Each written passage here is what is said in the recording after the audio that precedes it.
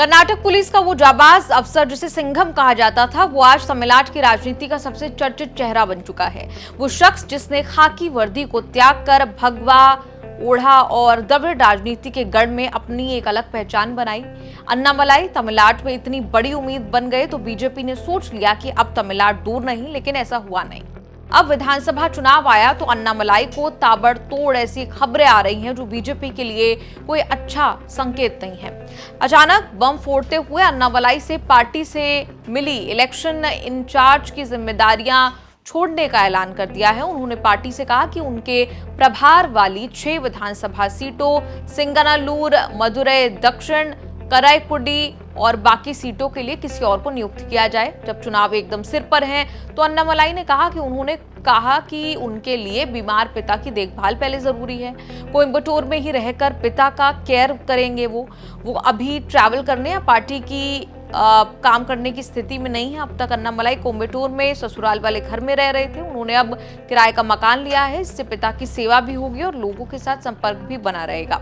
इन 6 सीटों में एक सीट कोयम्बटूर की सिंगनालूर सीट है, जहां से अन्नामलाई के चुनाव लड़ने की चर्चा चल रही है। अन्नामलाई ने न केवल अपनी सीट की जिम्मेदारी छोड़ी, बल्कि चुनाव लड़ने पर भी सस्पेंस पैदा किया है। ये चर्चा तेज है कि अन्नामलाई विधानसभा चुनाव लड़े ही नहीं।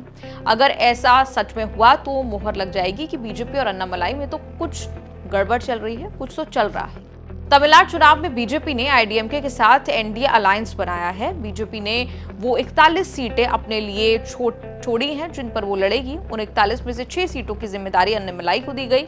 अन्नामलाई ने फैमिली फर्स्ट बोलते हुए प्रदेश अध्यक्ष नैना नागेंद्रन को पार्टी से मिला काम लौटा दिया। हालांकि उन्होंने कहा कि वो पार्टी का काम और प्रचार करते रहेंगे, बाकी 1 महीने में कोई बड़ा अनाउंसमेंट करते रहेंगे। तमिलनाडु बीजेपी में अन्नामलाई फ्रंट पर रहे, फिर धीरे धीरे बैकडोर में जाते गए। उनके प्रदेश अध्यक्ष बनने पर एआईडीएमके से अलायंस टूटा, रिश्ते खराब हुए। अलायंस टूटने के बाद लोकसभा चुनाव में बीजेपी आईडीएमके दोनों की हार हुई। अन्नामलाई को एआईडीएमके ने विलन माना। अन्नामलाई की अग्रेसिव पॉलिटिक्स से डीएमके तो परेशान हुई, बीजेपी एआईडीएमके के साथ भी दरार पैदा कर दी गई। द्रविड़ दिग्गजों सीएन अन्नादुरई और जयललिता के बारे में दी गई उनकी विवादास्पद टिप्पणियों ने तमिलनाडु की राजनीति में भूचाल ला दिया। नाराज होकर एआईडीएमके ने बीजेपी के साथ दशकों पुराना गठबंधन तोड़ दिया। एआईडीएमके से अलायंस करने के लिए बीजेपी ने सबसे पहले अन्नामलाई की बलि दी। उन्हें प्रदेश अध्यक्ष पद से हटा दिया। हालांकि पार्टी में उनका कद कम नहीं हुआ। अब चुनाव आया तो उन्होंने एक तरह से चुनावी ड्यूटी से मना करके भूचाल मचा दिया है। तमिलनाडु बीजेपी में एक चर्चा अरसे से रही कि उनकी प्रदेश अध्यक्ष नैनार नागेंद्रन से पट नहीं रही। अन्नामलाई के बाद अप्रैल 2025 में नागेंद्रन प्रदेश अध्यक्ष बने, लेकिन पार्टी के भीतर वर्चस्व का कोल्ड वॉर होता रहा। नागेंद्रन ने पद संभालते ही अन्नामलाई के दौर में बने वॉर रूम कल्चर को खत्म करने की कोशिश की। उन्होंने मीडिया एम्पावर नेटवर्क नाम से एक नई कमेटी बनाई जो पार्टी के सोशल मीडिया हैंडल की निगरानी करती है। नागेंद्रन का आरोप है कि अन्नामलाई समर्थक कुछ सोशल मीडिया हैंडल पार्टी के नए सहयोगी एआईडीएमके और खुद उनके खिलाफ पोस्ट कर रहे हैं। नैनार का कद इसलिए भी बढ़ा कि उन्होंने एआईडीएमके से रिश्ता सुधार कर अलायंस पक्का करा लिया। अन्नामलाई के करीबी वफादारों को साइड लाइन करने से भी विवाद बढ़ा। नागेंद्रन की लाइन है कि पार्टी में व्यक्तिगत वफादारी नहीं चलेगी, काम टीम वर्क से ही करना होगा। 2011 बैच के आईपीएस अधिकारी अन्नामलाई का पुलिस करियर किसी फिल्म कहानी से कम नहीं है। कर्नाटक के उडुपी और चिकमंगलुरु से में बीएसपी के तौर पर उनकी तूती बोलती थी। छात्रों के मसीहा की इमेज बनी। उडुपी में छात्रों की समस्याओं को सुलझाने के लिए इतने लोकप्रिय हुए कि उनके ट्रांसफर पर लोग सड़कों पर उतर आए थे। 2019 में अचानक उनका मन बदला, आईपीएस की नौकरी छोड़कर राजनीति में आए, बीजेपी ज्वाइन कर ली।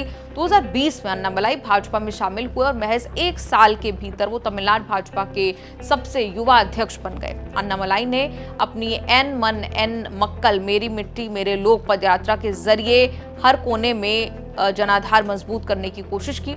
अन्नामलाई बीजेपी को चर्चा में लाए, लेकिन वोट नहीं दिला पाए। दशकों तक तमिलनाडु की राजनीति डीएमके और एआईडीएमके के इर्द गिर्द सिमटी रही है, जहां कांग्रेस बीजेपी जैसी नेशनल पार्टियां किसी न किसी द्रविड़ पार्टी की पिछलग्गू बनकर रही। अन्नामलाई ने ये स्थिति बदलने की कोशिश की, लेकिन पूरी तरह कामयाब नहीं रहे। हालांकि बीजेपी ने 2024 में बिना किसी बड़े द्रविड़ पार्टनर के अकेले चुनाव लड़कर 11 में ज्यादा ऐतिहासिक वोट शेयर हासिल किया।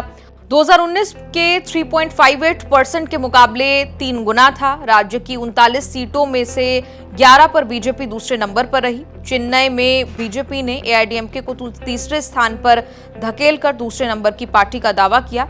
इसका श्रेय काफी हद तक अन्नामलाई को दिया जाता है। अन्नामलाई खुद कोयंबटूर सीट से चुनाव हार गए, लेकिन उन्होंने 32 से ज्यादा वोट हासिल करके बीजेपी के लिए उम्मीद जगाई।